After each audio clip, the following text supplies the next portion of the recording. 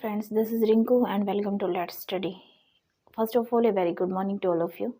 Hopefully आप सभी ठीक होंगे और अपना नेक्स्ट सेशन पढ़ना स्टार्ट करते हैं. नेक्स्ट टॉपिक है जो अपना चल रहा था इंक्लूसिव एजुकेशन. ठीक है, इंक्लूसिव एजुकेशन.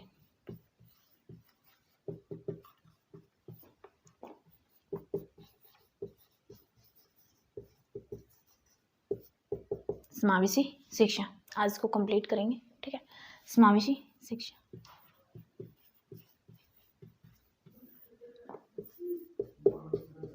किसके लिए है? सभी के लिए है. Education for all.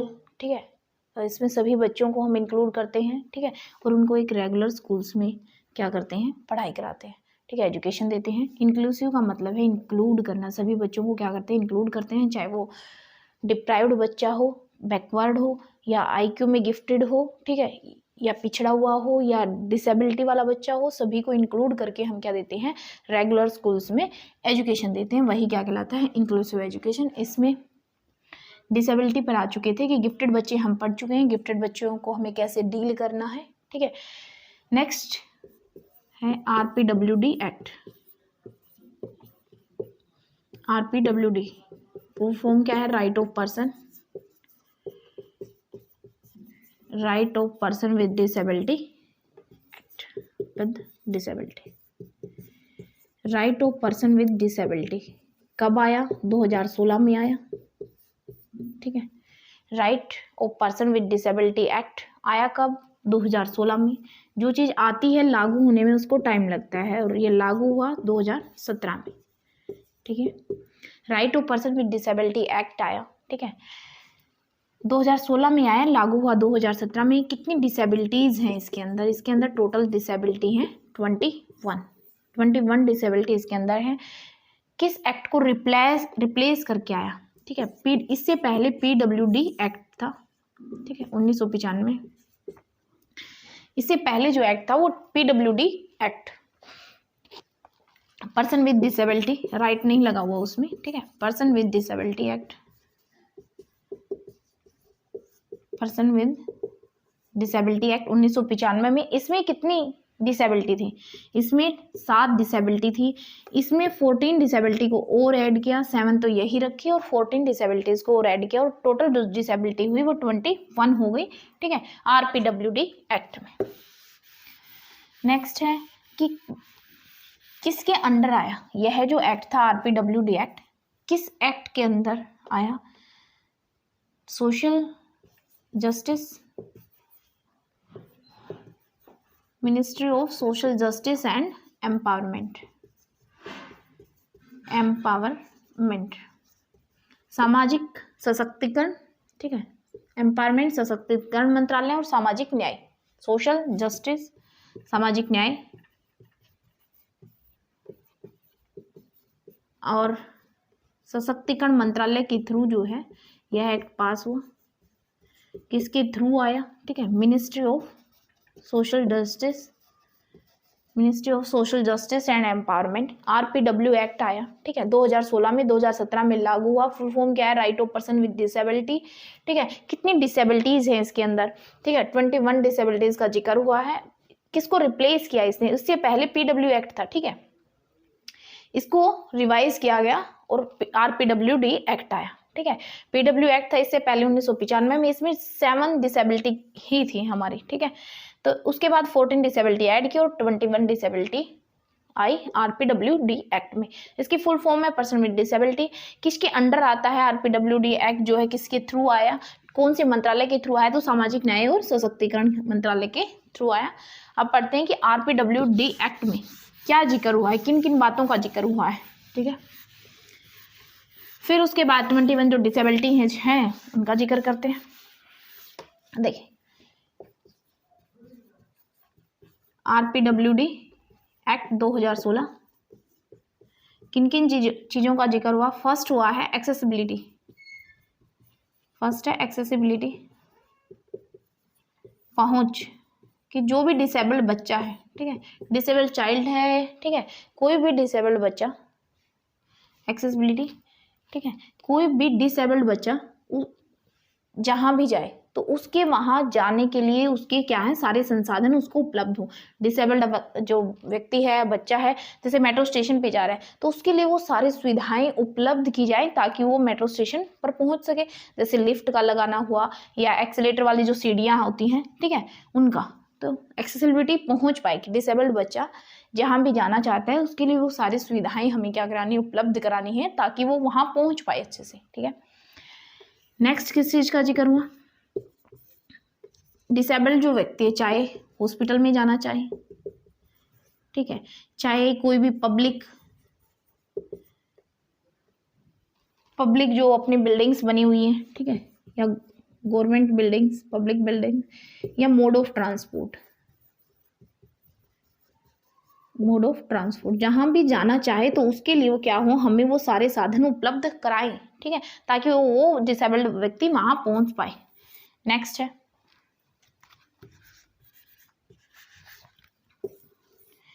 है 3 कि जो RPWD एक्ट में इन चीज़ों का जिक्र हुआ है। सबसे पहला एक्सेसिबिलिटी कि बच्चा जहाँ भी जाना चाहे डिसेबल्ड, उसके लिए हमें सारी सुविधाएं क्या करनी है, उपलब्ध करानी है ताकि वो वहाँ जाए तो पहुँच पाए। जैसे कि मेट्रोज में लिफ्ट का लगाना हुआ, एक्सीलेटर वाली सीढ़ियों का लगाना हुआ है। सेकंड क्या है कि अगर डिसेबल्ड व्यक्ति है, हॉस्पिटल में जा रहा है, पब्लिक बिल्डिंग्स में जा रहा है, तो उसको वो सुविधाएं दें हम कि वो वहाँ तक पहुँच पाए। नेक्स्ट है 3 कि रिजर्वेशन जो है जॉब्स में, जो गवर्नमेंट जॉब है उनमें जो रिजर्वेशन है, ठीक है, RPWD एक्ट में जितनी भी डिसेबिलिटी हैं, जितनी भी डिसेबिलिटीज़ का जिक्र हुआ है 21, ठीक है, इन सभी बच्चों के लिए चाहे वो किसी भी डिसेबिलिटी में शामिल हो तो उसका जो रिजर्वेशन है वो 3% से बढ़ाकर कितना कर दिया है, 4%। पहले इनको रिजर्वेशन मिलता था वो 3% का मिलता था, ठीक है, अब उसको 3% को बढ़ाकर रिजर्वेशन 4% कर दिया गया। नेक्स्ट है 40% डिसेबिलिटी उसमें होनी चाहिए, एटलीस्ट कितना कि एटलीस्ट 40% उसके अंदर वो डिसेबिलिटी हो, तभी वो क्या है, सर्टेन बेनिफिट ले पाएगा। एटलीस्ट 40% हो, 40% से ज़्यादा डिसेबिलिटी है या 40%, ठीक है, तो इतनी डिसेबिलिटी उस बच्चे में हो तभी वो क्या है, सर्टेन बेनिफिट ले पाएगा, तभी वो मेडिकल से अपना सर्टिफिकेट बनवा पाएगा डिसेबिलिटी वाला। ठीक है, नेक्स्ट है जो भी इनको फॉलो नहीं करता है, 5th क्या है, जो भी इन रूल्स को, रेगुलेशन को जो बनाए गए हैं अगर इनको फॉलो नहीं करता है तो उसको क्या मिलेगी, पनिश मिलेगी, सजा मिलेगी, ठीक है, उसको पनिश किया जाएगा। ठीक है, नेक्स्ट 6 है, सारे क्या है, इंटररिलेटेड है ये। 6th स्टेप क्या है कि अगर कोई भी न्यू डिसेबिलिटी आती है, कोई भी न्यू डिसेबिलिटी आती है तो उसको ऐड किया जाएगा, ठीक है, नोटिफिकेशन देके उसको ऐड किया जा सकता है। ठीक है, तो RPWD एक्ट में 6 चीज़ों का जिक्र हुआ है। सबसे फर्स्ट है आपकी एक्सेसिबिलिटी, कि अगर डिसेबल्ड बच्चा जहाँ जाना चाहता है तो उसके लिए हमें वो सारी सुविधाएं उपलब्ध करानी चाहिए। जैसे डिसेबल्ड बच्चा है, ठीक है, स्कूल में पढ़ रहा है तो उसको स्कूल में जाने के लिए या तो उसको ग्राउंड पे उसकी क्लास लगवाएं, ठीक है, ग्राउंड फ्लोर पे, और अगर फर्स्ट फ्लोर पे लग रही है तो उसके लिए रैंप, व्हील चेयर, ठीक है, वो हमें प्रोवाइड करानी है ताकि बच्चा क्लास में जा पाए। ठीक है, उस स्कूल का फिजिकल स्ट्रक्चर हमें ऐसा बनाना है कि अगर डिसेबल्ड बच्चा स्कूल में है, ठीक है, तो हमें वैसा ही उसका फिजिकल स्ट्रक्चर बनाना है उस बच्चे के ध्यान में रख के। ठीक है, तो सीढ़ियों की जगह हमें स्लोप बनाना है उस बच्चे के लिए ताकि वो क्लास में जा पाए। ठीक है, नेक्स्ट है कि हॉस्पिटल है, पब्लिक बिल्डिंग है, मोड ऑफ ट्रांसपोर्ट है, अगर वहाँ जाना चाह रहा है डिसेबल्ड व्यक्ति तो हमें वो जो बीच रास्ते में जो प्रॉब्लम्स आएंगी तो हमें उनका क्या करना है, सुविधा देनी है, उसको ऐसी सुविधा देनी है जो कि बीच रास्ते में उसको प्रॉब्लम ना आए। थर्ड है कि जो गवर्नमेंट जॉब रिजर्वेशन में, ठीक है, RPW एक्ट में जितनी भी डिसेबिलिटी उन सभी के लिए कहा गया है कि जितना पहले रिजर्वेशन था उनका 3% मिलता था उनको, तो उसको बढ़ाकर कितना कर दिया गया, 4% रिजर्वेशन कर दिया गया। नेक्स्ट है कि RPWD एक्ट में जो डिसेबिलिटी है उसको कौन ले सकता है, किसको मिलेगी वो डिसेबिलिटी, जिसकी 40% से क्या होगा, एटलीस्ट कम से कम 40% उसको वो डिसेबिलिटी हो, तभी वो सर्टेन बेनिफिट ले पाएगा, तभी वो मेडिकल अथॉरिटी से अपना मेडिकल सर्टिफिकेट बनवा पाएगा। नेक्स्ट है कि जो रूल्स को फॉलो नहीं करता है, ठीक है, जो इसमें नियम बताए गए हैं, लॉ बताए गए हैं, उनको फॉलो नहीं करता है तो उसको पनिश किया जाएगा। नेक्स्ट है 6th कि कोई भी न्यू डिसेबिलिटी आती है, ठीक है, तो उसको ऐड किया जाएगा नोटिफिकेशन के थ्रू। इन सभी चीज़ों का RPWD एक्ट में जिक्र हुआ है। ठीक है, अब PWD एक्ट में कितनी डिसेबिलिटी थी, 7 डिसेबिलिटी थी। कौन कौन सी 7 डिसेबिलिटी थी उनको देखते हैं। PWD एक्ट कब आया था? 1995 में आया था, ठीक है। PWD act, person with disability act, ठीक है। कौन कौन सी कितनी डिसेबिलिटी है इसमें? 7 डिसेबिलिटीज का जिक्र हुआ है। कौन कौन सी है? Blindness, low vision, hearing impairment,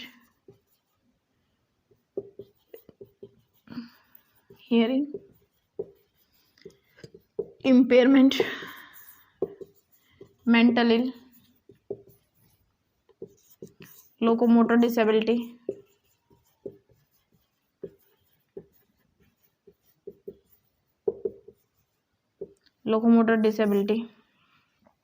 और 6th है मेंटल रिटार्डेशन।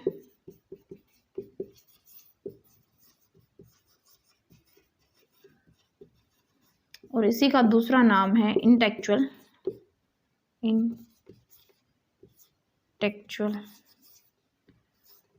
डिसेबिलिटी, या तो इंटेलेक्चुअल डिसेबिलिटी या मेंटल रिटार्डेशन, ठीक है। 6 हो गई।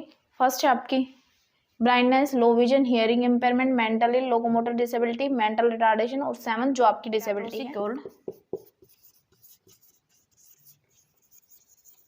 कुष्ठरोग, ठीक है। ये 7 डिसेबिलिटी आपकी PWD एक्ट में मेंशन थी। इसके बाद जो एक्ट आया इसको रिवाइज किया गया, ठीक है, 2016 में आया। उसमें 14 डिसेबिलिटीज को और ऐड किया गया और टोटल डिसेबिलिटी RPWD एक्ट में हो गई 21, ठीक है। फर्स्ट है आपकी blindness, low vision, hearing impairment, mentally locomotor disability, mental retardation, और 7th है लेप्रोसी कोल्ड। अब है क्या? ब्लाइंडनेस क्या है? अंधापन जिसको बोल देते हैं, ठीक है। क्या है? अंधापन। एक एक करके इनको समझेंगे। फिर low vision, hearing impairment, mental ill, ठीक है, लोकोमोटर डिसेबिलिटी, मेंटल रिटार्डेशन, या लेप्रोसी कोड। लेप्रोसी कोड है कुष्ठ रोग। एक एक करके इनको समझते हैं। फर्स्ट है आपका ब्लाइंडनेस, अंधापन।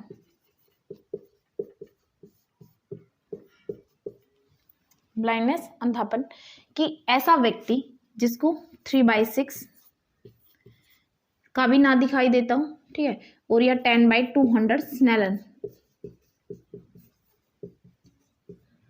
ऐसा व्यक्ति जिसकी दृष्टि जो है 3/6 से और 10/200 स्नेलन से भी क्या हो? कम हो, ठीक है, तो ब्लाइंडनेस कहलाता है। 3/6 सॉरी, ठीक है। ब्लाइंडनेस ऐसा व्यक्ति जिसकी दृष्टि क्या हो, जिसको देखने की समस्या हो या दृष्टि हो उसकी 3/6 और 10/200 से भी क्या हो? स्नेलन से भी कम हो, ठीक है। इससे भी कम जिसको दिखाई देता है वो क्या आएगा? ब्लाइंडनेस कहलाएगा, अंधापन कहलाएगा। इसके बावजूद भी अगर उसको क्या किया गया?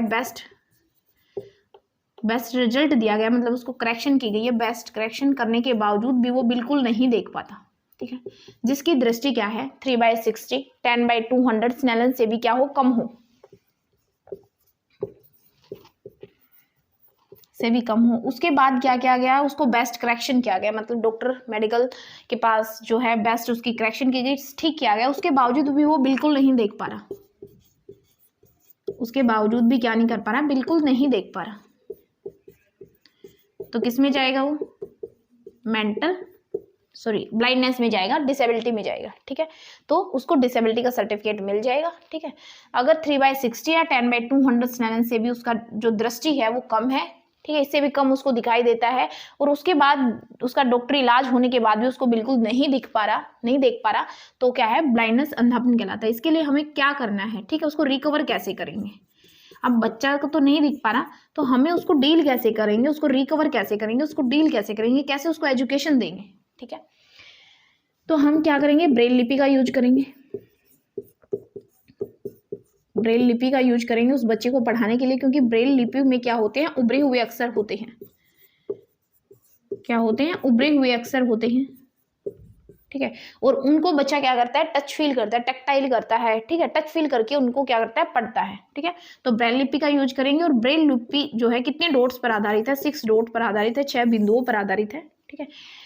हमें अंधापन जो भी बच्चा है उसके लिए हम कैसे उसको एजुकेशन देंगे, कैसे उसको डील करेंगे, ठीक है। तो हमें उसके लिए ब्रेल लिपि का यूज करना है ताकि वो भी शिक्षा प्राप्त कर पाए, ठीक है। और ब्रेल लिपि में क्या होते हैं, उभरे हुए अक्षर होते हैं, ठीक है, जिनको बच्चा क्या करता है, टच फील करता है और पढ़ पाता है। 6 डॉट पर हमारी ब्रेल लिपि आधारित है। हमें बच्चों को टच फील करके कोई भी एक्टिविटी कराते हैं, ठीक है, या फिर ऐसे बच्चे को, ठीक है, कोई भी हम वस्तु दिखा रहे हैं तो उसको टच फील कराएं, क्योंकि उसको दिख तो नहीं पा रहा है, देख तो नहीं पाएगा, लेकिन टच फील कराएंगे उसके हाथ से तो वो उस चीज को समझ पाएगा, ठीक है, तो अच्छा समझ पाएगा। नेक्स्ट क्या है आपका, हियरिंग इम्पेयरमेंट, लो विजन इसी में आ जाता है। थर्ड है आपका hearing impairment. Hearing impairment, impairment बताया था क्या है कि इम्पेयरमेंट होता है कि आपके किसी शरीर का अंग ना होना, ठीक है, आपके स्ट्रक्चर में या आपके फंक्शन में उस बॉडी का क्या है, वो अंग नहीं है, बॉडी की जो भी स्ट्रक्चर है उसमें उस अंग का ना होना क्या है, इम्पेयरमेंट कहलाता है। अब हियरिंग इम्पेयरमेंट है, ठीक है, हमारी कितनी सेंसेज हैं, 5 सेंसेज हैं। 5 सेंसेज में क्लासरूम में, ठीक है, हियरिंग जो है, कान जो हमारी सेंसेज है, ईयर जो सेंसेज है, ठीक है, वो मोस्ट यूज होती है, ठीक है। अगर किसी भी बच्चे को 70 डेसिबल की साउंड भी अगर नहीं सुन पा रहा, ठीक है, 70 डेसिबल की साउंड भी बच्चा नहीं सुन पा रहा तो क्या कहलाएगा, हियरिंग इम्पेयरमेंट कहलाएगा, ठीक है। और यह डिसेबिलिटी किसमें, आरपीडब्ल्यूडी एक्ट में या पीडब्ल्यूडी एक्ट दोनों में थी, शामिल थी, ठीक है। तो 70 डेसिबल, डीबी का मतलब है आपका डेसिबल, अगर 70 डेसिबल की साउंड भी नहीं सुन पा रहा एटलीस्ट, ठीक है, और इससे ज़्यादा की नहीं सुन पा रहा तो क्या है, वो बच्चा हियरिंग इम्पेयरमेंट में आएगा, ठीक है, उसको सुनाई नहीं दे रहा। इसको डील कैसे करेंगे हम, कैसे इसको एजुकेशन देंगे, ठीक है, हम कितना लाउडली बोलें, ठीक है। अगर बच्चे को कम सुनाई दे रहा है तो लाउडली से काम चल जाएगा, क्लास में लाउडली टीचर बोले तो बच्चे को समझ आ जाएगा, लेकिन 70 डेसिबल की साउंड्स भी अगर वो नहीं सुन पा रहा तो वो उसके डिसेबिलिटी में जाएगा, ठीक है, हियरिंग इम्पेयरमेंट में। नेक्स्ट है आपका 4th, लोकोमोटर डिसेबिलिटी।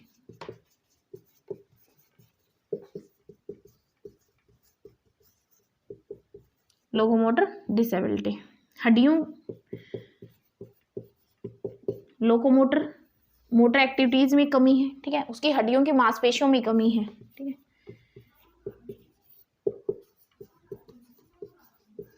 हड्डियों की मांसपेशियों में क्या है, कमी है,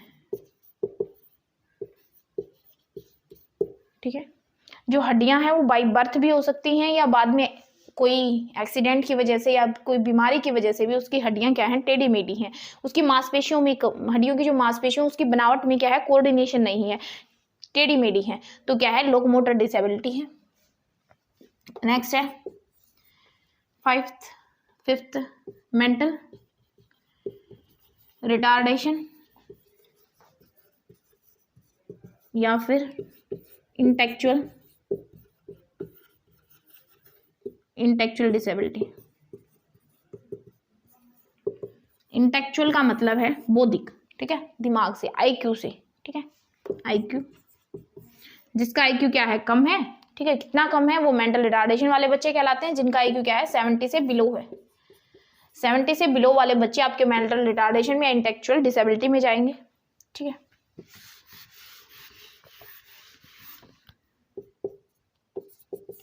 ठीक है, मेंटल रिटार्डेशन या इंटेलेक्चुअल जो ब्राइट डिसेबिलिटी वाले बच्चे हैं, कितना उनका आईक्यू बिलो 70 रहता है, ठीक है। ऐसे बच्चे क्या है, मेंटल रिटार्डेशन कहलाते हैं। अब इसके 3 स्टेज हैं, जैसे डीटीसी की बस होती है, ठीक है, हम डीटीसी से ना याद करके इसको ईटीसी से याद करेंगे। किससे याद करेंगे, ईटीसी से। ई क्या है, एडुकेबल, एजुकेबल। टी क्या है, ट्रेनेबल। और सी क्या है, custodial, custodial mental retardation, mental retardation, ठीक है। Educable mental retardation, trainable mental retardation, और सी क्या है, custodial mental retardation. Mental retardation IQ के लेवल पे आधार पर जो है इसको 3 लेवल्स में डिवाइड किया गया है। ईटीसी से हम याद करेंगे, जैसे डीटीसी की बसें होती हैं उसको हम ईटीसी से याद करेंगे, ठीक है। अब इसका आईक्यू कितना रहता है, ठीक है, ई एडुकेबल मेंटल रिटार्डेशन का IQ 50 से 70, इसका IQ 35 से 50, और इसका जो IQ रहता है ये बिलो 25 रहता है। ठीक है, एडुकेबल से ही समझ पा रहे हैं, एजुकेशन से रिलेट है, तो इस IQ वाले बच्चे को हम क्या है एजुकेशन दे सकते हैं, थोड़ी एजुकेशन हम इसको प्रोवाइड करा सकते हैं। ठीक है, ये थोड़ी बहुत एजुकेशन ले सकता है। ठीक है, ऐसा बच्चा जो थोड़ी बहुत एजुकेशन ले पाता है, उसका जो IQ है वो कितना है 50 से 70 के बीच का है, तो वो एडुकेबल मेंटल रिटार्डेशन कहलाता है।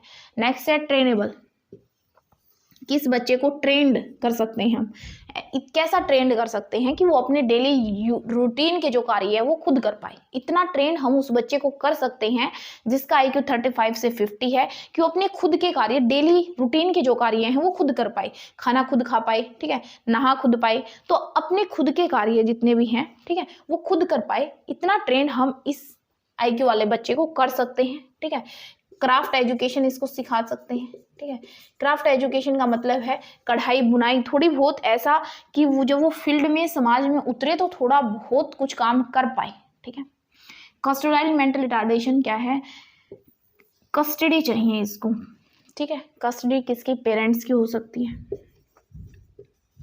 या कोई भी नर्स हो सकती है जो इसके डेली रूटीन के कार्य यह खुद नहीं कर पाता। ठीक है, जिसका IQ 25 से नीचे का IQ है वो अपने खुद डेली रूटीन के जो कार्य हैं, खाना पीना नहाना, ठीक है, सुसु पोटी करना, वो खुद अपने कार्य नहीं कर पाता। उसको अपने डेली वाले रूटीन वाले कार्य करने के लिए भी उसको क्या चाहिए, कस्टडी चाहिए, या तो पेरेंट्स उसका ध्यान रखें या फिर उसके लिए कोई नर्स प्रोवाइड करी जाए। ठीक है, ठीक है, तो इंटेलेक्चुअल जो ब्राइट है, इंटेलेक्चुअली डिसेबिलिटी वाले जो बच्चे हैं, ठीक है, इंटेलेक्चुअल डिसेबिलिटी या मेंटल रिटार्डेशन कहा जाता है, जिसका IQ लेवल क्या है 70 से नीचे है।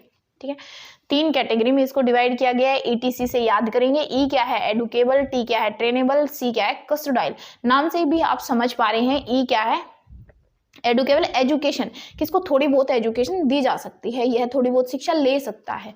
ट्रेनेबल, इसको ट्रेन किया जा सकता है कि वो डेली रूटीन के कार्य, अपने डेली यूज के जो कार्य हैं, डेली लिविंग के जो कार्य हैं वो खुद कर पाए। कस्टोडाइल में यह अपने डेली रूटीन के कार्य, डेली यूज के कार्य खुद नहीं कर पाता, इसको कस्टडी चाहिए ही चाहिए कि उसकी देखभाल करने के लिए कोई और व्यक्ति होना ही होना चाहिए। ठीक है, चाहे वो पेरेंट्स हो, नर्स हो, कोई भी हो। ठीक है, नेक्स्ट है इसी में इंटेलेक्चुअल डिसेबिलिटी में, मेंटल रिटार्डेशन में यह जो था 3 प्रकार थे, जबकि अगर क्लिनिकल क्लासिफिकेशन इसकी करते हैं तो उसमें 4 प्रकार होते हैं। ठीक है, क्लिनिकल अगर क्लासिफिकेशन होती है तो इसके 4 प्रकार हैं। वही है बिलो 70 से नीचे वाले बच्चे हैं जिनका IQ लेवल क्या है, जिनका IQ का लेवल क्या है बिलो 70 है। ठीक है, इसको 4 कैटेगरी में डिवाइड किया गया है, मिल्ड, मॉडरेट, सिवियर और प्रोफाउंड। ये क्लासिफिकेशन सीटेट के लिए, ठीक है, ज़्यादा इंपॉर्टेंट नहीं है, सीटेट में ज़्यादा नहीं पूछी जाती क्लासिफिकेशन, फिर भी टॉपिक है तो पढ़नी तो है ही। ठीक है, तो प्रोफाउंड क्या है 0 से 25, कस्टोडाइल वाली कैटेगरी के कि ये बच्चे अपने डेली रूटीन के कार्य भी खुद नहीं कर पाते। ठीक है, इनको करने के लिए कोई दूसरा बंदा चाहिए, इनके जो डेली रूटीन के कार्य कर पाए। नेक्स्ट है 25 से 35 सिवियर। ठीक है, नेक्स्ट मॉडरेट क्या है 35 से 50। ठीक है, किस में आएगा ट्रेंड में, कि इनको थोड़ा बहुत ट्रेनेबल हम कर सकते हैं। ठीक है, थोड़ा बहुत ट्रेनेबल इनको किया जा सकता है कि इनको क्राफ्ट एजुकेशन दे पाए, कि कढ़ाई बुनाई या फिर कोई काम, ठीक है, तो वो सिखाया जा सके ताकि ये वोकेशनल थोड़ा कुछ कर पाए, व्यवसायिक काम कर पाए। नेक्स्ट है 50 से 70 मिल्ड वाला। ठीक है, ये एडुकेबल है, इसको थोड़ी बहुत शिक्षा दी जा सकती है, थोड़ी बहुत शिक्षा ले सकते हैं। ठीक है, मिल्ड वाले, मिल्ड, मॉडरेट, सिवियर और प्रोफाउंड, ये क्लिनिकल क्लासिफिकेशन है। और वह है जो मेंटल रिटार्डेशन वाला जो क्लासिफिकेशन है वह नॉर्मल क्लासिफिकेशन है। नेक्स्ट आगे चलते हैं, मेंटल इलनेस क्या है।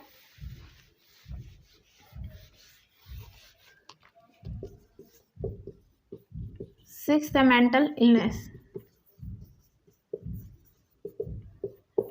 ठीक है, कि दिमाग बच्चे का बिल्कुल ही ना होना। मेंटल इलनेस क्या है, मेंटल दिमाग से रिलेटेड है कि बच्चे का दिमाग विकसित ही नहीं हुआ, कि दिमाग का विकसित ना हो पाना।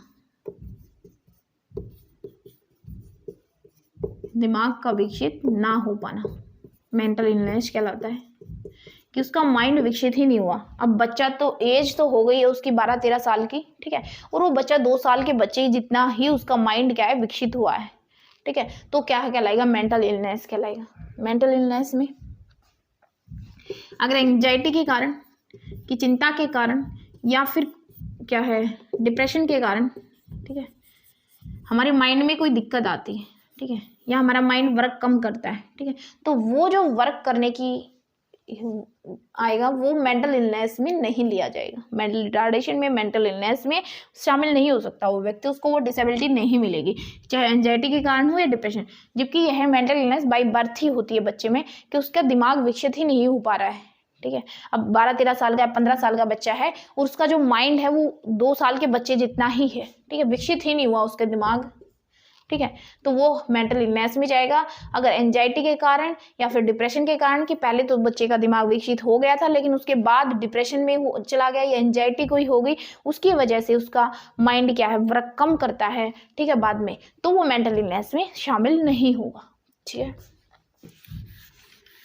7th है आपका कुष्ठ रोग, लेप्रोसी, कोल्ड, ठीक है, ये कुष्ठ रोग कहलाता है। ये थी हमारी 7 डिसेबिलिटी जो पीडब्ल्यूडी एक्ट में थी। अब आरपीडब्ल्यूडी एक्ट है, आरपीडब्ल्यूडी एक्ट 2016 में आया था, ठीक है, right of person with disability act है। इसमें टोटल डिसेबिलिटी है हमारी 21। टोटल जो डिसेबिलिटी है वो कितनी है हमारी 21 है, ठीक है, जैसा कि आप चित्र में देख पा रहे हैं, ठीक है, जैसा कि आप चित्र में देख पा रहे हैं 7 डिसेबिलिटी जो है हम पढ़ चुके हैं। नेक्स्ट जो 8 डिसेबिलिटी 2016, टोटल डिसेबिलिटी है 21, जैसा कि आपको चित्र में देख पा रहे हैं 7 डिसेबिलिटी हम पढ़ चुके हैं। 8 डिसेबिलिटी जो आती है हमारी वह ड्वार्फिज्म, ठीक है, क्या है ड्वार्फिज्म, बोनापन। तो बोनेपन को भी क्या किया गया है इसमें शामिल किया गया आरपीडब्ल्यूडी एक्ट में, ठीक है। नेक्स्ट जो 8th डिसेबिलिटी है ड्वार्फिज्म की बोनापन की हाइट, एज तो अच्छी खासी है और क्या है हाइट बहुत छोटी रह जाती है, तो बोनेपन को भी जो है डिसेबिलिटी में काउंट किया गया है। नेक्स्ट है आपका इंटेलेक्चुअल डिसेबिलिटी, वो हम पढ़ चुके हैं। नेक्स्ट है मेंटल इलनेस, मेंटल इलनेस के दिमाग का विकसित ही ना हो पाना क्या है मेंटल इलनेस में जाएगा। उससे आगे नेक्स्ट है ऑटिज्म स्पेक्ट्रम डिसऑर्डर, ठीक है, ऑटिज्म स्पेक्ट्रम डिसऑर्डर इसको बताते हैं, ठीक है। नेक्स्ट है आपका ऑटिज्म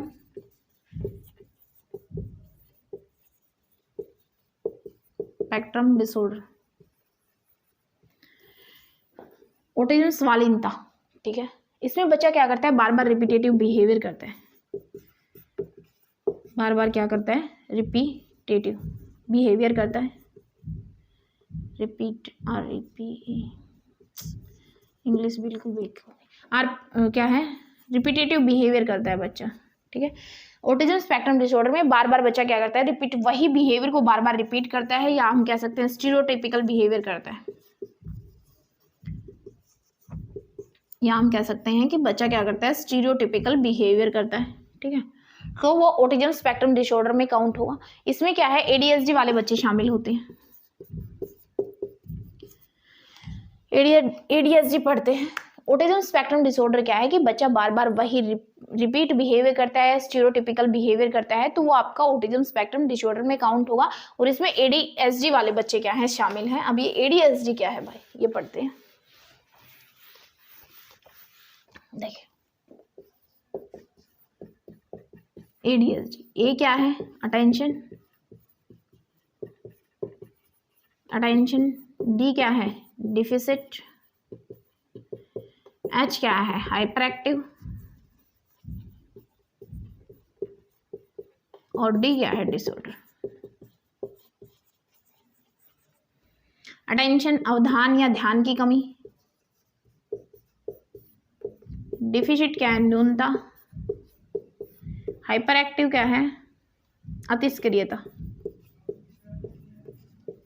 अतिस्क्रिय बच्चा अति एक्टिव बच्चा है, ठीक है, और डिसऑर्डर विकार, ठीक है, कि जिस व्यक्ति में जिस बच्चे में attention deficit hyper active disorder है तो वो भी क्या है हमारा ऑटिज्म स्पेक्ट्रम डिसेबिलिटी में काउंट है, मतलब उसको आरपीडब्ल्यूडी एक्ट में डिसेबिलिटी में काउंट किया गया है, ठीक है।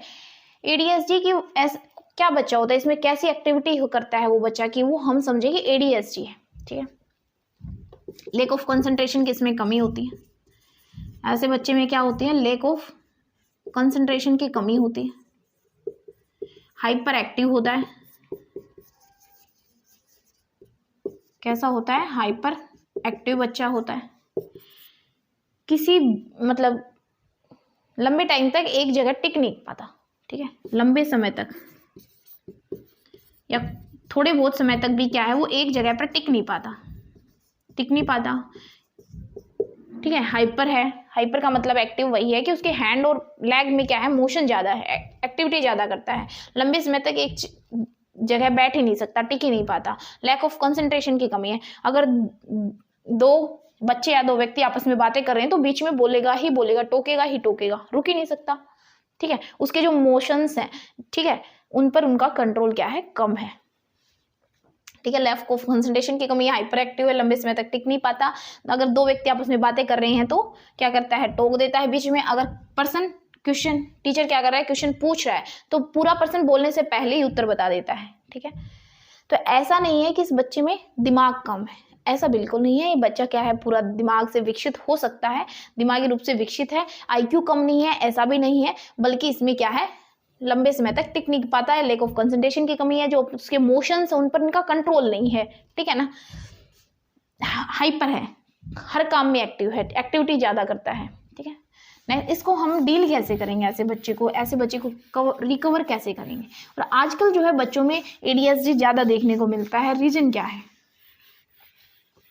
पहले क्या थे, संसाधनों की कमी थी। ठीक है, फ़ोन तो घर में होते ही नहीं थे, तो बच्चा ज़्यादा से ज़्यादा टीवी देखता था, और इलेक्ट्रिसिटी बहुत ही कम आती थी गाँव में या शहरों में, जो बिजली थी वो बहुत कम आती थी, तो टीवी भी बहुत कम ही देख पाते थे। ठीक है, तो बच्चा क्या करता था, बाहर सराउंडिंग में खेलता था, तो अब सोशली इंटरेक्ट होता था बच्चा, तो सोशली इंटरेक्ट से भी बच्चा क्या है, ADHD कम होता है। ठीक है, और आजकल क्या है, फ़ोन है या टीवी है, उसमें बच्चा ज़्यादा घुस जाता है, तो उसका जो माइंड की नर्व्स हैं, ठीक है, जो भी मांसपेशियाँ, वो एक जगह वहाँ उसको सर्कुलेट कर लेती हैं, उसका कंसंट्रेट वहाँ हो जाता है, वो बाहरी दुनिया में जा ही नहीं पाता। तो ADHD हमें ज़्यादा देखने को मिलता है। ठीक है, हम इसको डील कैसे करेंगे, हम इसको रिकवर कैसे करेंगे ऐसे बच्चों को। सबसे पहले हमें क्या करना है, उसको बोलेंगे रुके, फिर सोचें, और फिर और उसके बाद ही क्या करें, क्रिया करें। ठीक है, नेक्स्ट है कि जो भी हम उसको टाइम पीरियड वर्क देते थे, जैसे पहले हम उसको टाइम पीरियड वर्क देते थे 30 मिनट, कि उसको आधा घंटे का काम जो है 30 मिनट बैठ के उसको अपना काम कंप्लीट करना है, तो हमें उसके टाइम पीरियड को क्या करना है, टुकड़ों में तोड़ना है। क्या करना है, उसको टुकड़ों में तोड़ना है। अब उसको 5 मिनट आप बिठाएंगे, ठीक है, 5 मिनट बिठाएंगे, ठीक है, और उसका काम कराएंगे। फिर उसके बाद जैसे जैसे इंप्रूवमेंट आपको दिखेगी तो आप टाइम पीरियड को बढ़ाते जाएं, 10, उसके बाद 15 करते जाएं। ठीक है, तो जब बच्चा पहले 5 मिनट बैठेगा तभी तो 10 मिनट बैठ पाएगा। ठीक है, तो उसको जोर जबरदस्ती ना डालें कि बेटा तू 30 मिनट बैठ के ही पढ़ना है, तुझे आधा घंटे बैठ के ही पढ़ना है, ऐसा नहीं है। उसको हमें टुकड़ों में तोड़ना है, उसके टाइम पीरियड को। ठीक है, टुकड़ों में तोड़कर उसको धीरे धीरे उसकी जो बैठने की कम थी इच्छा, वो उसको बढ़ानी है। ठीक है, 5 मिनट, फिर 10 मिनट, फिर 15 मिनट, ऐसे बढ़ाते जाएंगे। ठीक है, तो हमें उसको बार बार और उसको पॉजिटिवली, सकारात्मक थॉट्स, सकारात्मक विचार या उसके लिए उसको प्रोत्साहित करना है। ठीक है, बच्चे को एनकरेज करना है। ठीक है, उसका जो काम है उसके टाइम पीरियड को थोड़े छोटे टुकड़ों में तोड़कर उसको पढ़ाना है। ठीक है, उसको बार बार बोलना है, रुकें, सोचें और क्रिया करें। उसके बाद उस सकारात्मक थॉट्स के लिए उसको एनकरेज करना है, प्रोत्साहित करना है बच्चे के लिए। ठीक है, तो ADHD वाले बच्चों में ऐसा नहीं है कि उनमें दिमागी रूप से वो विकसित नहीं है या उनका IQ लेवल कम है, ऐसा नहीं है, बल्कि वो क्या है, हाइपर एक्टिव है, और उनको फिजिकल एक्टिविटी ज़्यादा करानी है। ठीक है, ADHD वाले बच्चों को फिजिकल एक्टिविटी हमें ज़्यादा करानी है, ताकि फिर उसके बाद वो रेस्ट के लिए थोड़ा टाइम तो बैठ पाए। बैठना सीख गया तो उसके बाद सीखता चला जाएगा।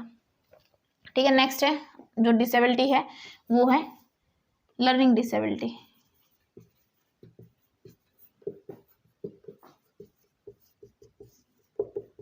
नेक्स्ट है आपकी लर्निंग डिसेबिलिटी। अब ये लर्निंग डिसेबिलिटी क्या है? ठीक है, special learning disability, special learning disability अधिगमकस्मता IQ पर आधारित नहीं है। ठीक है, पहली बात तो क्या है, ये IQ पर बेस्ड नहीं है। ऐसा नहीं है कि बच्चे का IQ हाई है, फिर भी उसमें लर्निंग डिसेबिलिटी आपको देखने को मिल जाती है। ठीक है, तो IQ पर बेस्ड है ही नहीं लर्निंग डिसेबिलिटी। फर्स्ट जो लर्निंग डिसेबिलिटी है, सीखने संबंधी इसमें क्या है, विकार है। सीखना, पढ़ना हो सकता है, लिखना हो सकता है, लोकोमोटर डिसेबिलिटी हो सकती है कि हाथ पाँव में, उसमें मोशंस में इसको कमी है सामंजस्य करने में, तो लर्निंग डिसेबिलिटी है। तो फर्स्ट जो लर्निंग डिसेबिलिटी है वो है हमारी डिसलेक्सिया। क्या है, डिसलेक्सिया। डिसलेक्सिया क्या है, पठन संबंधी विकार है। क्या है, पठन संबंधी विकार है, पढ़ने संबंधी रिलेट है। ठीक है, पठन से संबंधित डिसऑर्डर है बच्चे में। पढ़ने में क्या करता है, उसको कठिनाई होती है, या फिर रिवर्स पढ़ लेता है। ठीक है, रिवर्स, शब्दों को रिवर्स पढ़ लेता है। ठीक है, उल्टा पढ़ लेता है। ठीक है, या आगे पीछे करके पढ़ लेता है, जैसे कि सा को क्या पढ़ लेता है, बोझ पढ़ लेता है, और अगर पढ़ेगा गलत तो लिखेगा भी गलत। ठीक है, सा को वाज पढ़ लेता है, बी को डी पढ़ लेता है, डब्ल्यू को एम पढ़ लेता है, 6 को 9 पढ़ता है। छोटी क्लासेज में यह हमें देखने को मिलता है। ठीक है, लेकिन अगर बड़ी क्लासेज में बच्चा ये गलती कर रहा है तो उसको डिसलेक्सिया डिसऑर्डर है। ठीक है, कि पठन संबंधी विकार है कि बच्चा क्या पढ़ने में मिस्टेक करता है, कि आगे पीछे पढ़ लेता है शब्दों को। ठीक है, रिवर्स पढ़ लेता है। ठीक है, जैसे सा को उसने वाज पढ़ा, रिवर्स पढ़ा, बी को डी समझ लेता है, डब्ल्यू को एम समझ लेता है, 6 को 9 समझ लेता है, कलम को, ठीक है, फलम को या कलम को क्या पढ़ लेता है, सा को वाज पढ़ता है। ठीक है, 69 को, जैसे 69 को 96 पढ़ लेता है। ठीक है, तो उल्टा पढ़ता है इसमें। ठीक है, पठन संबंधी विकार है डिसलेक्सिया। ठीक है, और इसमें शब्दों को रिवर्स पढ़ लेता है, उल्टा पढ़ लेता है, आगे पीछे करके पढ़ लेता है, या किसी शब्द को खा जाता है। ठीक है, तो क्या है, आपका डिसलेक्सिया में काउंट होता है। नेक्स्ट जो विकार है, हमें इसको कैसे डील करेंगे, बच्चे को कैसे सिखा सकते हैं, उसको अभ्यास कराना है। ठीक है, अभ्यास करने से बच्चा क्या डिसलेक्सिया से बाहर आ जाएगा। सेकंड क्या है आपका डिसऑर्डर, डिसग्राफिया। ग्राफ से ही समझ पा रहे होंगे आप। ठीक है, ग्राफ से ही समझ पा रहे होंगे, ग्राफ क्या है, बनाया जाता है तो लिखने संबंधी इसको क्या है, विकार है। यह पठन संबंधी था, या लिखने संबंधी विकार है, राइटिंग संबंधी। ठीक है, डिसग्राफिया, ग्राफ से समझ पा रहे हैं कि इसको लिखने संबंधी विकार है, डिसग्राफिया लिखने संबंधी विकार है। अब क्या कहता है, लिखता कैसा है, लिखता ऐसा है कि देखने वाले को समझ ही नहीं आता कि उसने लिख क्या रखा है। ठीक है, तो गंदा लेखन है उसका। ठीक है, या फिर कह सकते हैं त्रुटि, ज्यादा गलतियां करता है, त्रुटि लेखन करता है, ज्यादा गलतियां करता है। इनविजिबल है कि समझ ही नहीं पाता, कि उसका लिखा हुआ कोई देख ही नहीं पाता। ठीक है, देखेगा तो कहाँ समझेगा कहाँ। ठीक है, तो इनएलिजिबल है, समझ नहीं पाता, इनविजिबल है कि समझ में ही नहीं आता। ठीक है, ऐसा लेखन करता है, ऐसा लिखता है, लिखने संबंधी विकार है। या तो गंदा लिखता है, या लिखने में त्रुटियां इतनी करता है कि दिखाई नहीं दे पाता। ठीक है, लिखा हुआ समझ ही नहीं पा रहा, इनएलिजिबल है। ठीक है, कैसे सुधारा जा सकता है, उसको हमें अभ्यास कराना है। ठीक है, नेक्स्ट है डिसकैलकुलिया। डिसकैलकुलिया, आप समझ पा रहे हैं, कैलकुलिया से कैलकुलेशन। ठीक है, कैलकुलेशन, और कैलकुलेशन किस में होती है, मैथ में होती है। तो क्या है, गणन संबंधी विकार है। क्या है, गणन संबंधी विकार है कि बच्चा का कुल जो है जमा घटा गुणा भाग में क्या है, उसको कठिनाई होती है, वो गणना ही नहीं कर पाता। अगर उसको हम पैसे गिनने देते हैं तो पैसे गिन ही नहीं पाता, क्योंकि उसको गणन संबंधी विकार है। ठीक है, या क्या है, जो भी हम आकृतियां देते हैं, ठीक है, उन आकृतियों को रिकॉग्नाइज नहीं कर पाता, पहचान नहीं पाता। स्क्वायर को रेक्टेंगल बताएगा, रेक्टेंगल को क्या बता देगा, स्क्वायर बता देगा। ठीक है, तो रिकॉग्नाइज नहीं कर पाता उनको, आकृतियों को, जो फॉर्मूले हैं उनको लर्न नहीं कर पाता। मैंने एरिया का फॉर्मूला पूछा तो पेरीमीटर का फॉर्मूला बता देता है, तो उसको गणन संबंधी विकार है, डिसकैलकुलिया है उसको। ठीक है, कैसे हम इस बच्चे को रिकवर कर पाएंगे, डील कैसे करेंगे, वही हमें अभ्यास कराना है। और ऐसे डेली यूज वाले जो हम जमा घटा गुणा भाग के कुछ ऐसे सवाल देने जो उसके डेली यूज में वो करता है। ठीक है, तो उसको व्यवहार से, उसके व्यवहारिक से रिलेट करके हमें क्या करना है, रियल एग्जाम्पल बच्चे को देने हैं, जिससे वो अच्छा समझ पाएगा। ठीक है, नेक्स्ट जो है लर्निंग डिसऑर्डर, डिसप्रेक्सिया।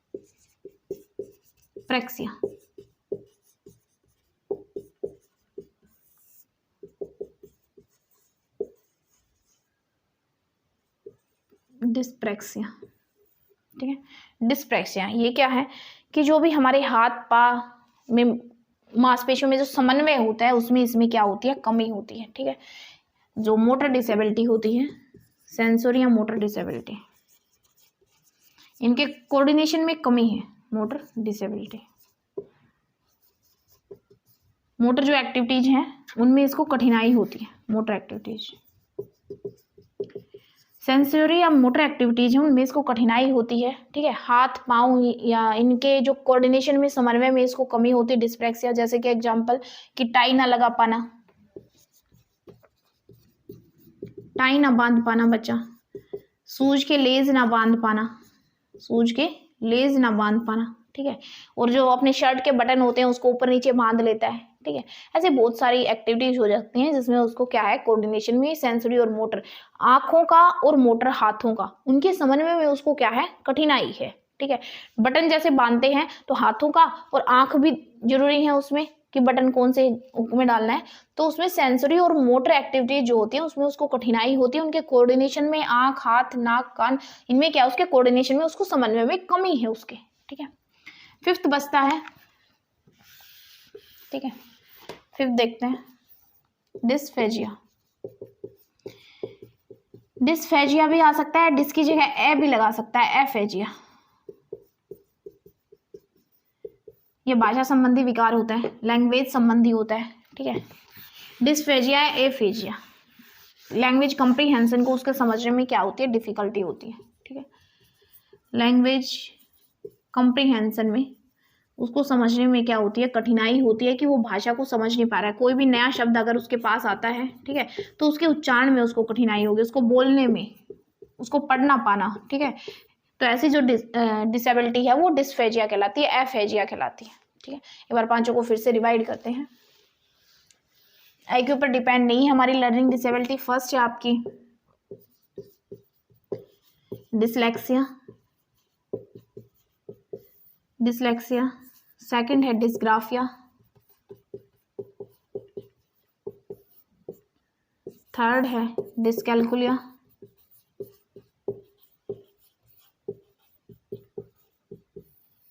डिस्कैल्कुलिया।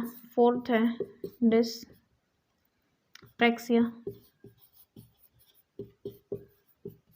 और फिफ्थ है आपकी डिसफेजिया या एफेजिया। पांचों को रिवाइज करते हैं। डिसलेक्सिया क्या है, पठन संबंधी विकार है, पढ़ने से संबंधी विकार है। क्या है, पठन। यह क्या है, लेखन संबंधी विकार है, लिखने में कठिनाई होती है। यह क्या है, गणन, उसको गणना करने में कठिनाई होती है। डिस्प्रैक्सिया क्या है, सेंसरी या मोटर एक्टिविटीज में उसको कठिनाई होती है, सेंसरी या मोटर एक्टिविटीज में उसको कठिनाई होती है। नेक्स्ट क्या है, लैंग्वेज से संबंधित है, भाषा कॉम्प्रीहेंस में उसको कठिनाई होती है कि कोई भी नया शब्द मिलता है, नया वर्ड मिलता है, उसके उच्चारण में उसको कठिनाई है, ठीक है, उसको बोल ना पाना, ठीक है, लर्निंग डिसेबिलिटी है। नेक्स्ट जो हमारी RPWD एक्ट में डिसेबिलिटी आती है, ठीक है, ठीक है, सेरेब्रल पाल्सी है, चलने फिरने में उसको समस्या होती है, ठीक है, जैसा कि आप चित्र में देख पा रहे हैं, सेरेब्रल पाल्सी, ठीक है, उसको चलने फिरने में समस्या होती है। नेक्स्ट है मस्कुलर डायस्ट्रोफी, तो उसकी मांसपेशियों के समन्वय में कठिनाई है। नेक्स्ट है क्रोनिक नेरोलॉजिकल कंडीशन, क्रोनिक 12th है आपकी क्रोनिक नेरोलॉजिकल कंडीशन कि जो उसका नैरो सिस्टम है, नर्वस सिस्टम है, उसमें क्या है, उसको कठिनाई है, ठीक है। नेक्स्ट है स्पीच और लैंग्वेज डिसेबिलिटी, कर चुके, लैंग्वेज में उसको दिक्कत है, उसके स्पीच में, बोलने में, ठीक है। नेक्स्ट है थैलेसीमिया, थैलेसीमिया है कि हीमोग्लोबिन की जो मात्रा होती है उसमें बहुत कम है, ठीक है, एब्सेंट अमाउंट ऑफ हीमोग्लोबिन की जो मात्रा है वो उसके अंदर बहुत ही कम है, एब्सेंट मात्रा में है। नेक्स्ट है हीमोफीलिया, ब्लड से संबंधित या ब्लड क्लोट ही नहीं हो पाता, ठीक है। हीमोफीलिया क्या है, ब्लड से संबंधित है, थैलेसीमिया भी ब्लड से संबंधित है, और हीमोफीलिया में कि ब्लड क्लोट नहीं हो पाता, ब्लड का थक्का नहीं जम पाता, तो ब्लड क्या है, लॉस ही होता रहता है, ठीक है। नेक्स्ट है सिकल सेल डिजीज, इसमें क्या है, खून की कमी होती है, ठीक है। नेक्स्ट है मल्टीपल डिसेबिलिटी, ठीक है, अगर एक डिसेबिलिटी को हमने रिकवर नहीं किया, ठीक है, नहीं जान पाए, तो उसके साथ और डिसेबिलिटी ऐड होती चली जाती हैं। नेक्स्ट है एसिड अटैक विक्टिम, ठीक है, इसको भी RPWD एक्ट ऐसे जो है डिसेबिलिटी में काउंट किया गया। एसिड अटैक विक्टिम हो जाता है, ठीक है, एसिड किसी के ऊपर डल गया है, उसको भी RPWD एक्ट में आपको जो जॉब में रिजर्वेशन है वो मिलेगा। पार्किंसंस डिजीज, पार्किंसंस डिजीज बड़ी एजेस में देखने को मिलता है, ठीक है, उसमें भी क्या होता है, हाथ पाँव की जो मांसपेशियां हैं उनमें उसको दिक्कत होती है। नेक्स्ट, ठीक है, अब जो भी लर्निंग डिसेबिलिटी वाले बच्चे हैं तो उनको हमें कैसे 21 डिसेबिलिटी को पढ़ा, इनमें अगर दिक्कत होती है तो हमें क्या करना है, उन बच्चों के लिए कैसा एनवायरनमेंट उनको देना है, तो हमें बैरियर फ्री एनवायरनमेंट बच्चों को प्रोवाइड कराना है, ठीक है, बाधा मुक्त,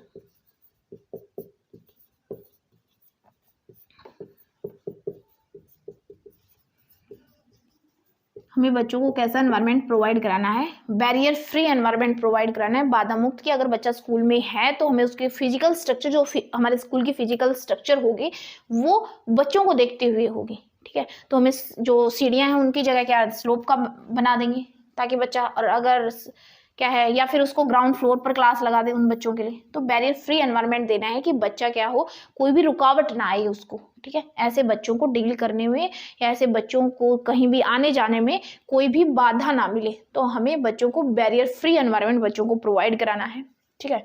और टीचर को जो पढ़ाना है, ठीक है, तो टीचर सेंसिटिव होके पढ़ाएगा। टीचर क्या करेगा, सेंसिटिव होके, संवेदनशील होके पढ़ाएगा, उन बच्चों के नीड्स को ध्यान में रख के, उनके एटीट्यूड एप्टीट्यूड को सभी को ध्यान में रखकर टीचर को क्या करना है, एजुकेशन देनी है। टीचर को लेबल नहीं करना है किसी भी बच्चे को, सेग्रीगेट नहीं करना है किसी बच्चे को, टीचर को सेग्रीगेट नहीं करना है किसी भी बच्चे को, लेबल नहीं करना है किसी भी बच्चे को। जैसे अगर किसी बच्चे को नहीं दिखता तो बोल देते ना, अंधा है क्या, ठीक है, नहीं सुनाई दे, बहरा है क्या, ठीक है, तो बार बार अगर बच्चा पूछ रहा है मैम ये बता दो, तो टीचर को क्या करना है, उसको ऊंची आवाज में, ठीक है, ऊंची आवाज में बोल देना है। या अगर बच्चे को दिखाई नहीं दे रहा है तो उसको बड़े लेटर्स में लिख देना है। लेकिन बच्चे को हमें लेबल नहीं करना है, बच्चे को सेग्रीगेट नहीं करना है। इंक्लूसिव एजुकेशन पहले ही कहती है कि segregation is against the law of nature, कि सेग्रीगेशन अलगाववाद हमारी प्रकृति के नियम के विरुद्ध है, क्योंकि नेचर, प्रकृति में किसी के लिए भी भेदभाव नहीं किया, किसी को भी भेदभाव में नहीं रखा, तो हम क्यों भेदभाव में रखें। तो सेग्रीगेशन क्या है, इंक्लूसिव एजुकेशन में नहीं की, समावेशी शिक्षा में हमें सेग्रीगेशन नहीं लाना है। वैसे भी हमें सेग्रीगेशन नहीं करना है, सेग्रीगेट नहीं करना है, बच्चे को लेबल नहीं करना है, उस पर थप्पा नहीं लगाना है, ठीक है, सभी बच्चों को एक साथ शिक्षा देनी है, ठीक है, एजुकेशन फॉर ऑल की बात होती है। टीचर को सेंसिटिव होके, संवेदनशील होके क्या है, बच्चे की नीड्स को ध्यान में, उसके एटीट्यूड एप्टीट्यूड को ध्यान में रखकर क्या है, एजुकेशन देनी है। इक्विटी के प्रिंसिपल को फॉलो करता है कि जिस बच्चे को जितनी नीड है उसके अकॉर्डिंग उसको आवश्यकता दी जाए, जिसको नहीं है उसको आवश्यकता ना दी जाए, ठीक है। तो बच्चे को नीड्स के अकॉर्डिंग, उनकी आवश्यकताओं के अकॉर्डिंग, उसके एटीट्यूड एप्टीट्यूड को ध्यान में रखना है, उसके इंटरेस्ट को ध्यान में रखना है, उसके आधार पर हमें एजुकेशन देनी है, ठीक है। Barrier free environment, teacher sensitive, teacher segregation, level equity, हमें जो है सेग्रीगेशन लेवल नहीं करना है, इक्विटी के प्रिंसिपल पर फॉलो करना है, और टीचर सेंसिटिव होकर पढ़ाए बच्चों को, ठीक है, संवेदनशील होकर। बैरियर फ्री एनवायरनमेंट हमें बच्चों के लिए प्रोवाइड करना है। बैकवर्ड चिल्ड्रन, एक होते हैं बैकवर्ड चिल्ड्रन, ठीक है, एक होते हैं डिप्राइव्ड चिल्ड्रन, एक है डिप्राइव्ड चिल्ड्रन। क्या है ये दोनों, ठीक है, डिप्राइव्ड चिल्ड्रन, डिप्राइव्ड होते हैं जो वंचित रह जाते हैं, ठीक है, और बैकवर्ड क्या है, पिछड़ जाते हैं, पिछड़े हुए बच्चे, ठीक है। बैकवर्ड पिछड़े और डिप्राइव्ड क्या है, वंचित। अब वंचित क्या है कि उनको वो संसाधन मिले ही नहीं, कि ऐसा बच्चा या ऐसा व्यक्ति जिसके पास संसाधनों की कमी है, उसके पास रिसोर्सेज नहीं है, संसाधन नहीं है, ठीक है, तो इसके पास क्या है, रिसोर्सेज की कमी है, संसाधनों की कमी है इसके पास, ठीक है, ऐसे डिप्राइव्ड चिल्ड्रन कहलाते हैं। जबकि बैकवर्ड चिल्ड्रन क्या है, उनके पास संसाधनों की कमी नहीं होती, ठीक है, ऐसा नहीं है कि उनके पास संसाधन नहीं है, बल्कि ये क्या है कि इनका जो शैक्षिक रेशियो होता है वो 85 से कम होता है। शैक्षिक रेशियो, एजुकेशन जो रेशियो है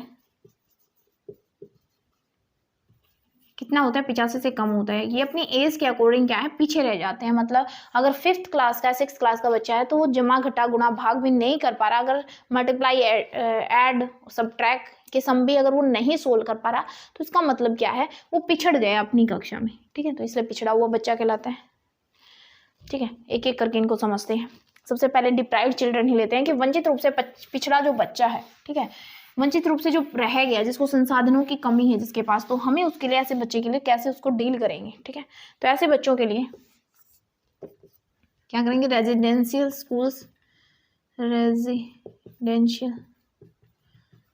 स्कूल एस्टेब्लिश करेंगे कि स्कूल खोले जाएं रेजिडेंशियल, जैसे कि आपका एनवीएस हो गया, ठीक है, तो जिनमें क्या है रहने की सुविधा बच्चे को मिले, उसको वहां पर वो सारे संसाधन मिले और वो अच्छी एजुकेशन ले पाए। तो डिप्राइव्ड चिल्ड्रंस बच्चे क्या हैं, जो वंचित रह गए, जिनके पास संसाधनों की कमी है और एजुकेशन लेना तो चाहते हैं लेकिन उनके पास संसाधन नहीं है, तो ऐसे बच्चों के लिए हमें क्या करना है, रेजिडेंशियल स्कूल एस्टेब्लिश करने हैं, जैसे कि आपका कस्तूरबा हो गया, एनवीएस स्कूल्स हो गए, ठीक है। नेक्स्ट क्या है, इनको क्राफ्ट एजुकेशन हमें सिखानी है, ठीक है। क्राफ्ट एजुकेशन, क्राफ्ट का मतलब है जैसे कढ़ाई बुनाई या टेक्निकल कोई भी काम सिखा देते हैं, ठीक है, तो वो क्राफ्ट एजुकेशन हमें बच्चों को देनी है, ठीक है, ताकि बच्चा क्या है कुछ ना कुछ कमा पाए, ठीक है। नेक्स्ट क्या है, उसको फाइनेंशियल हेल्प देनी है। अब फाइनेंशियल हेल्प कैसे देंगे, कि जैसे कि स्कॉलरशिप निकाल देते हैं, वजीफा वगैरह जिसको बोल देते हैं, ठीक है, तो ऐसे बच्चे को फाइनेंशियल हेल्प, अगर वो अच्छे मार्क्स लाता है, अच्छा पढ़ता है, तो उसको फाइनेंशियल हेल्प दी जा सकती है। यह है डिप्राइव्ड चिल्ड्रन। नेक्स्ट है बैकवर्ड चिल्ड्रन, ठीक है, नेक्स्ट है आपका बैकवर्ड चिल्ड्रन, पिछड़ गया है वो बच्चा अपनी क्लास में, ठीक है। अब एजुकेशन रेशियो कैसे निकालते हैं, एजुकेशनल रेशियो, शैक्षिक अनुपात कैसे निकालते हैं। ऊपर क्या आता है, शैक्षिक उपलब्धि स्तर आता है कि उसने कितना उपलब्ध किया है, ठीक है, और नीचे उसकी एज आती है, शैक्षिक उपलब्धि स्तर, और नीचे उसकी एक्चुअल एज कितनी है, वास्तविक आयु कितनी है, ठीक है। तो बैकवर्ड चिल्ड्रन का जो एजुकेशन रेशियो होता है वो कितना होता है, बिलो 85 होता है, ठीक है, 85 से भी उसका एजुकेशन रेशियो कम होता है।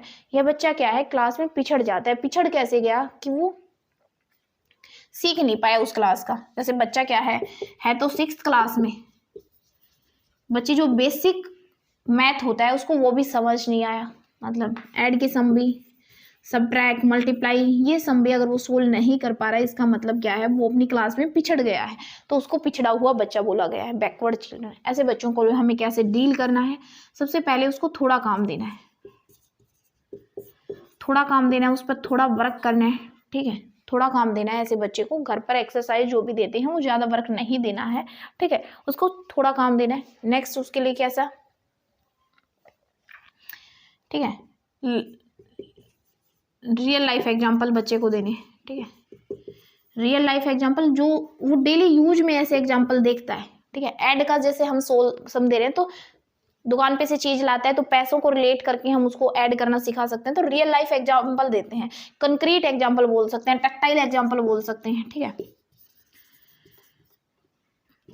कंक्रीट या टैक्टाइल, जिनको बच्चा टच फील करके क्या है अच्छे से समझता है, तो उसके लिए ऐसे बच्चे के लिए हमें रियल लाइफ एग्जाम्पल देने हैं, कंक्रीट एग्जाम्पल देने हैं, ठीक है, कंक्रीट या टैक्टाइल, ठीक है, एग्जाम्पल देने हैं जिनको बच्चा क्या है टच फील करके अच्छे से समझ पाए। नेक्स्ट क्या है, सभी ज्ञानेंद्रियों को ऐड करके बच्चा अच्छे से सीखता है। सभी ज्ञानेंद्रियों को इन्वॉल्व करना है, जब हम उसको पढ़ा रहे हैं तो उसकी सभी 5 सेंसेज क्या है इन्वॉल्व करें उसमें, तो बच्चा क्या है अच्छे से सीखता है। नेक्स्ट क्या है, उसको कंडीसिव एनवायरनमेंट देना है, ठीक है, वही अभी बताया था, ठीक है, बैरियर फ्री एनवायरनमेंट हमें बच्चे को क्या करना है, देना है, ताकि बच्चा क्या है अच्छे से सीख पाए। उसके घर पर भी एनवायरनमेंट कैसा होना चाहिए, कंडीसिव होना चाहिए, बैरियर फ्री होना चाहिए, कि अगर बच्चा पढ़ रहा है तो ये नहीं है कि दूसरी साइड म्यूजिक बज रहा है, तो कंडीसिव एनवायरनमेंट हमें बच्चे को प्रोवाइड कराना है, घर में और स्कूल में दोनों जगह, ताकि बच्चा क्या है अच्छे से सीख पाए, ज्ञानेंद्रियों के थ्रू सिखाना है। नेक्स्ट क्या करना है हमें इसमें, रेमेडियल, जो कि मोस्ट इंपॉर्टेंट है, ठीक है, बच्चे को रेमेडियल टीचिंग देनी है, ठीक है। अब ये रेमेडियल टीचिंग क्या है, शिक्षण क्या है, ठीक है, इसमें सबसे पहले हम क्या करते हैं, डायग्नोज करते हैं, डायग्नोज, टीचर क्या करेगा, ठीक है, पहले डायग्नोज करेगा कि बच्चा कहाँ गलती कर रहा है, ठीक है, बच्चा कहाँ गलती कर रहा है, कहाँ मिस्टेक कर रहा है, कहाँ कमी रह गई, क्यों सीख नहीं पाया, तो सबसे पहले टीचर डायग्नोज करेगा, उसके बाद रेमेडियल देगा, मतलब उपचार करेगा, ठीक है। डॉक्टर भी किसी पेशेंट को कब ठीक कर पाता है, जब वो उसकी बीमारी तक पहुंच पाए। पेशेंट जाता है अपनी बीमारी बताता है, लेकिन जब तक वो बीमारी प्रूफ नहीं हो जाती कि हाँ ये उसको सच में बीमारी है, उसके टेस्ट से पता नहीं चल जाता, तब तक वो उसका उपचार स्टार्ट नहीं करता। इसी प्रकार टीचर को क्या करना है, डायग्नोज करना है, पहले उसको उसकी कमी को ढूंढना है, कमी को ढूंढने के बाद ही तो उपचार कर पाएंगे ना, ठीक है। तो उसको रेमेडियल टीचिंग देनी है, ठीक है। इन्हीं चीज़ों का ध्यान रखना है। बैकवर्ड चिल्ड्रन में जो बच्चे रह जाते हैं उनको ये हमें उपचार करने हैं, ठीक है। इनको ऐसे डील करेंगे। आज की क्लास को यहीं तक रखते हैं। हमारा जो इंक्लूसिव एजुकेशन का टॉपिक है वो कंप्लीट हो गया है, सेकंड सेशन, जो कि 5 नंबर का था और इम्पोर्टेंट है अपने आप में, ठीक है, कंप्लीट हो गया, ठीक है। अगर इस सेशन के रिगार्डिंग, इस क्लास के रिगार्डिंग जो भी डाउट या क्वेरीज रह गई हैं, कमेंट सेक्शन में ज़रूर बताना। वीडियो को लाइक करें, शेयर करें, सब्सक्राइब करें। अगर सेशन पसंद आया है तो सब्सक्राइब करना ना भूलें। Thanks guys, thanks for watching. धन्यवाद।